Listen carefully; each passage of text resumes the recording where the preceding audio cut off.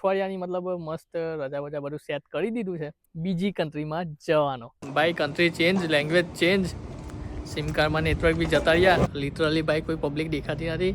તો ભાઈ એને કીધું બેદવા મતલબ B2. દાદા દાદી બેઠેલા છે ને એ લોકોને ભાઈ બહુ ને એ ગમતું નહીં. ફાઇનલી આવી ગયો છું. તો કેમ છો મિત્રો, મજામાં? તો મિત્રો બધાને ભાઈ પહેલાં તો ગુડ મોર્નિંગ. આજે છે 11 મે ને મારો જન્મદિવસ. ભાઈ બધાને પહેલાં તો દિલથી આભાર, થેન્ક યુ બધાને કે ઇન્સ્ટાગ્રામ પર ભાઈ જે ભરીને તમે મેસેજ કર્યા છે. આ વ્લોગ તો થોડો પાછળથી આવશે, પણ ભાઈ જે ભરીને મેસેજ મેન્શન ને બધું આવ્યું છે, તો બધાને ભાઈ દિલથી આભાર. તમારે બધાને એને સપોર્ટ કરતા રહેજો, આવો જ મજા આવશે. તો તમને લાગતું હશે કે ભાઈ રેડી કેમ થયા છે, તો ભાઈ આજે બર્થડે છે ને અઠવાડિયાની મતલબ મસ્ત રજા વજા બધું સેટ કરી દીધું છે. તો હવે પ્લાનિંગ છે કે જર્મનીની બહાર બીજી કન્ટ્રીમાં જવાનો. તમને ખબર જ હશે કે જર્મની આવવું હોય મતલબ આ યુરોપિયન કન્ટ્રી છે, તો સેનેગન વિઝા અહીંયા લાગુ પડે છે. અમુકને ખબર હશે જ ને, જો ખબર ના હોય તો કહું કે સેનેગન વિઝામાં શું છે, તો 26+ જેવી આઈ થિંક 26 કન્ટ્રી હોય છે. તો 26 કન્ટ્રીમાં આપણે ટ્રાવેલ કરી શકીએ છીએ ને ટોટલ 6-7 દિવસની, એમ તો 7મા દિવસે રિટર્ન થવાનું છે. 6 દિવસની ટ્રીપ છે ને જોઈ લો બેગ ભાઈ પૂરેપૂરું તૈયાર કરી દીધેલું છે, સામાન બામાન બધો.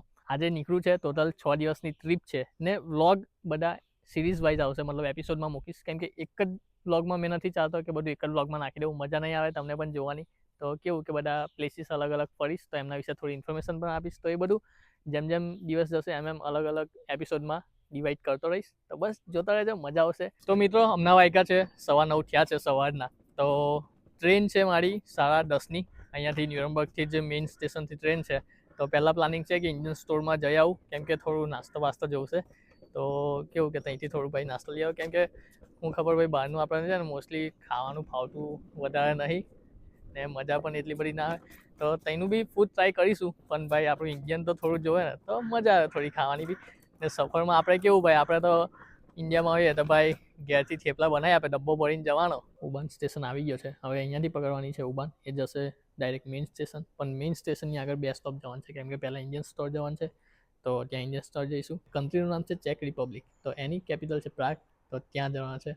તો મિત્રો બીજું એક જાણવા જેવું એ છે કે RE33 એ નંબર છે ટ્રેનનો ને ટોટલ 3 મોટા ડબ્બા છે. એમાં જે રેડ ડોટ છે એ છેલ્લા બોક્સમાં છે, તમને મેં 3જા ડબ્બામાં છું. અને આ જે એની જોડે બીજી એક ટ્રેન જોઈન થઈ છે RE30, તો એ પહેલો ડબ્બો છે એનો. ને આ જે લાસ્ટ છે, તો મતલબ આગળ જતાં આ ડબ્બો છૂટો થઈ જશે અને લાસ્ટ 2 રહેશે. આ છે ટ્રેનનો ફર્સ્ટ ક્લાસ. અહીંયા જો વાઈફાઈનું સિમ્બોલ છે, મતલબ વાઈફાઈ ફ્રી છે ટ્રેનમાં. તો આ ફર્સ્ટ ક્લાસની સીટ છે, થોડી કમ્ફર્ટેબલ છે ને આ ટેબલ છે ને એની એક્ઝેક્ટ સામે જ છે અહીંયા સેકન્ડ ક્લાસ. હા થઈ ગયું ઓપન. તો આ સેકન્ડ ક્લાસ છે, આની સીટ છે. અહીંયા પણ ટેબલની સુવિધા છે. આ પણ છે સેકન્ડ ક્લાસ. તો અહીંયા પણ જો આવી સિંગલ સીટો પણ છે ને ટેબલવાળી પણ છે.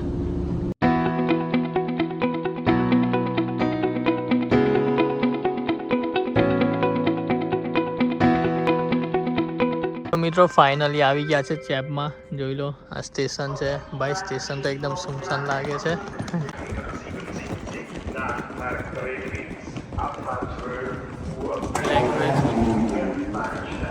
તો જુઓ મિત્રો ભાઈ, country change, language change, sim કાર્ડમાં નેટવર્ક બી જતા રહ્યા. અહીંયા ભાઈ જેમ જર્મનીમાં જર્મન લેંગ્વેજ બોલાય છે, એમ અહીંયા ચેક રિપબ્લિક કન્ટ્રી છે, તો અહીંયા લેંગ્વેજ બોલાય છે સીઝેક. તો ભાઈ તમને બી સંભળાવીશું, આ સંભળાવી હોય તો ઠીક, પણ બહુ ડેન્જર લેંગ્વેજ છે, આપણે તો સમજ પડે નહીં. આપણે ઇંગ્લિશથી કામ ચલાવીશું. તો હવે અહીંયાથી બસ છે મારી, તો બસ સ્ટેન્ડ પર જાઉં છું. હવે આવ્યો છું ચેપના બસ સ્ટોપ પર. સામે જે પાછળ દેખાય છે તો એ છે રેલવે સ્ટેશન. ભાઈ રેલવે સ્ટેશનની બહાર નીકળો ને તો લિટરલી ભાઈ કોઈ પબ્લિક દેખાતી નથી. એમ તો ચેબ એક નાનું ટાઉન જેવું છે ને અહીંયાથી હવે બસ પકડવાની છે, ફ્લિક્સ બસ છે.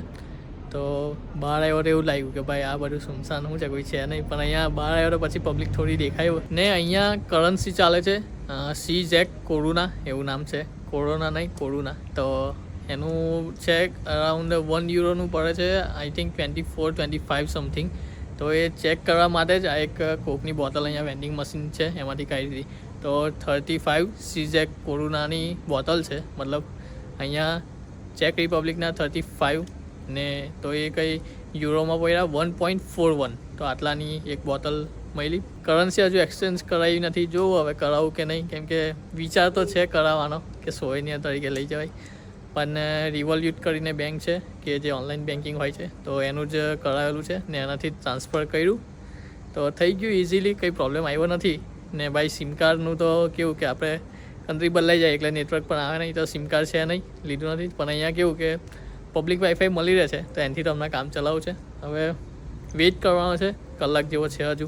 તો જોઈ લો, આ છે ભાઈ રેલવે સ્ટેશન, મતલબ અહીંયા જે પાછળનું છે તે આ ઓફિસની પાછળ, ને આ છે બસ સ્ટેશન. આ બસ ઊભેલી છે, બસ સ્ટેશન છે, ને આ B2 આપણું અહીં સ્ટોપ છે, પ્લેટફોર્મ છે અહીંયા. તો જો પ્રાહા એ આમની લેંગ્વેજમાં છે, સીઝેક લેંગ્વેજમાં, ને એને ઇંગ્લિશમાં કહેવાય પ્રાગ. તો અહીંયા ભાઈ બસ આવશે, એમાં બેસીને જવાનું છે. આખું બસનું પાર્કિંગ છે. અહીંયાની લેંગ્વેજનો ભાઈ એક વર્ડ જાણવા મળ્યો છે કે હમણાં છે ને મેં સ્ટેશનની બહાર નીકળ્યો તો ભાઈ હવે બસનું પ્લેટફોર્મ જાણવું હતું, કેમ કે પ્લેટફોર્મ ટિકિટમાં નહોતું લખેલું, તો પૂછવું હતું કે અલગ કયા પ્લેટફોર્મ પર બસ આવશે એમ. તો પછી ઓફિસમાં ગયો પૂછવા, તો એ એની સીઝેક લેંગ્વેજમાં જ વાત કરતી હતી. તો ભાઈ એને કીધું બેડવા, મતલબ B2. તો જેમ અહીં પાછળ તમને બોર્ડ દેખાતા હશે, આખી બીની સિરીઝ છે, એવી રીતે અહીંયા B2 પ્લેટફોર્મ છે પ્રાગ માટે, તો એ બેડવા મતલબ B2. તો મિત્રો ફાઇનલી 1 કલાક વેઇટ કર્યા પછી બાય બસ આવી ગઈ છે. હવે શાંતિ થશે. જોઈ લો, ફ્લિક્સ બસ એન્ટ્રી પડી ગઈ. હવે આ બસમાં જવાનું છે, એ ડાયરેક્ટ પહોંચાશે પ્રાગ. ચાલો અંદર જતા રહીએ. તો મિત્રો ફાઇનલી બસમાં બેસી ગયો છું. હવે ભાઈ બસમાંથી ઉતરીને વાત કરીશ, કેમ કે ભાઈ આજુબાજુ છે ને દાદા દાદી બેઠેલા છે, ને એ લોકોને ભાઈ બહુ અવાજ થાય ને એ ગમતું નહીં. દાદા દાદી એવા છે, બહુ અવાજ થાય એમ ના ગમે, એમ બસમાં એમ મારી નાખવા નહીં ને એવી રીતે જોયા કરે. હવે બસમાંથી ઉતરીશ ને ભાઈ વાત કરીશ બરાબર.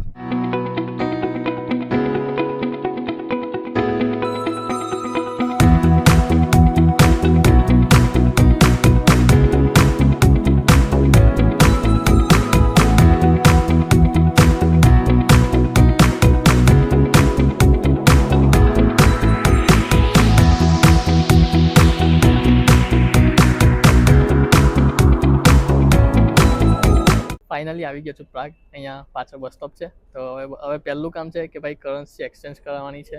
તો અહીંયા નજીકમાં જ શોપ છે, તો એ જોયું છે. હવે ત્યાં જઈશ, કરન્સી એક્સચેન્જ કરાવીશ, જોઈશ શું રેટ છે.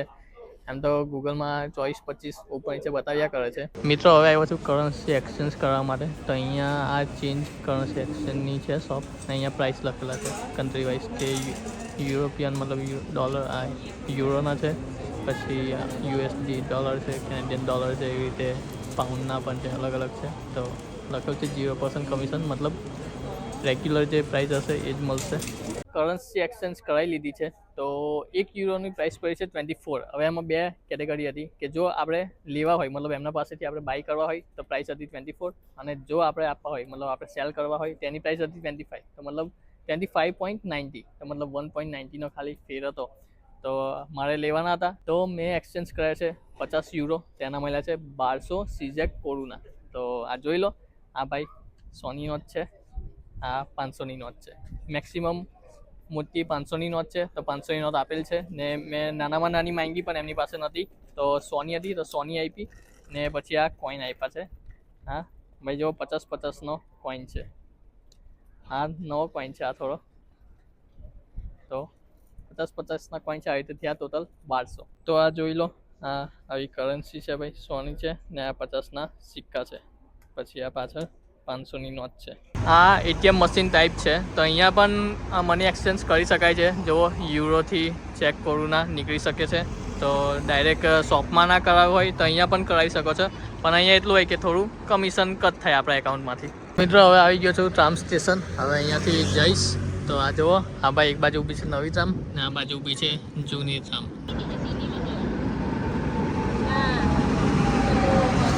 તો મિત્રો સાંજ થઈ ગઈ છે ને ફ્રેશ થઈ ગયો છું. હવે પ્લાનિંગ મેં એવું છે, મેં અહીંયા આવ્યો તો 5:30 જેવું, પછી કરન્સી એક્સચેન્જ કરાવીને પછી બધું એમાં ટાઈમ ગયો, એટલે સાંજ થઈ ગઈ છે હવે. તો હવે હમણાંનું જે પ્લાનિંગ છે, તો મતલબ જોઈએ હવે પ્રાગમાં ભાઈ નાઇટ લાઈફ કેવી હોય. તો ચાલ તો હમણાં તો જાઉં છું, ને જે મેઇન ભાઈ જગ્યા છે એ કાલે સવારથી ચાલુ કરીશ. તો અહીંયા હું છે ઓલ્ડ ટાઉન અને ન્યૂ ટાઉન એવું અલગ અલગ છે. તો 2 દિવસ આખા છે મારી પાસે. તો એક દિવસ આખું ઓલ્ડ ટાઉન ફરી લઈશ ને બીજા દિવસ આખું ન્યૂ ટાઉન ફરી લઈશ. તો હમણાંનો ટાઈમ ફ્રી છે, મતલબ ફ્રી તો નહીં, હમણાં બી નાઇટના વ્યૂ જોઈએ કેવું લાગે.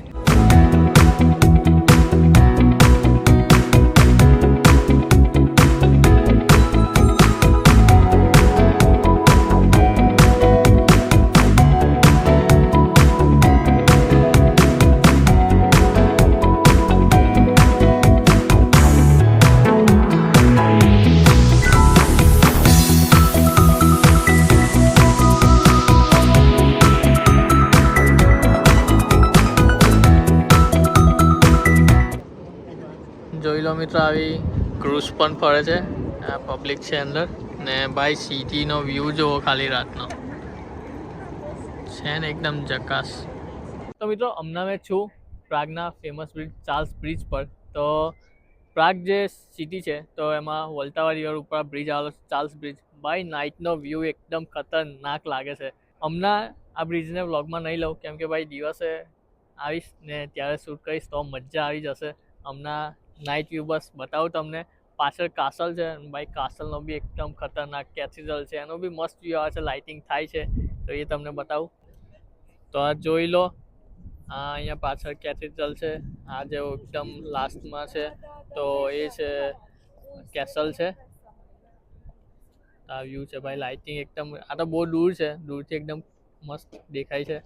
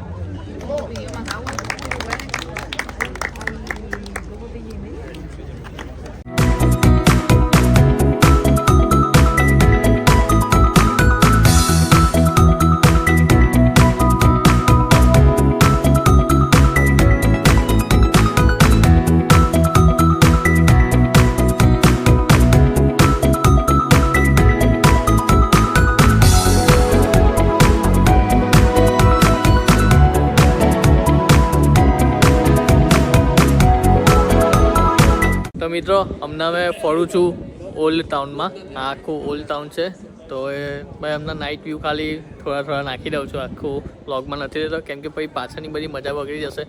ને પબ્લિક અહીંયા બધું ભાઈ દેખાય જ છે, રેસ્ટોરન્ટમાં બધી પબ્લિક ભરચક છે. ને અહીંયા કેવું છે કે ભાઈ એવું નથી કે રેસ્ટોરન્ટ બહુ જલ્દી બંધ થઈ જાય, ઓપન રહે છે બધા રાતે 2-3 વાગ્યા સુધી, તો કોઈ પ્રોબ્લેમ નથી ખાવાની. આ હતું નાઇટનું વ્યૂ જે કંઈ થોડું જોવા મળ્યું. તો હવે કાલથી છે ભાઈ સવારે બધું ફરીશ, દિવસના ટાઈમે ભાઈ મજા આવી જશે. તો બસ આ વ્લોગને અહીંયા જ એન્ડ કરું છું. વ્લોગ ગમ્યો હોય તો લાઇક શેર સબસ્ક્રાઈબ કરી દેજો. મળીએ તો નવા વ્લોગમાં.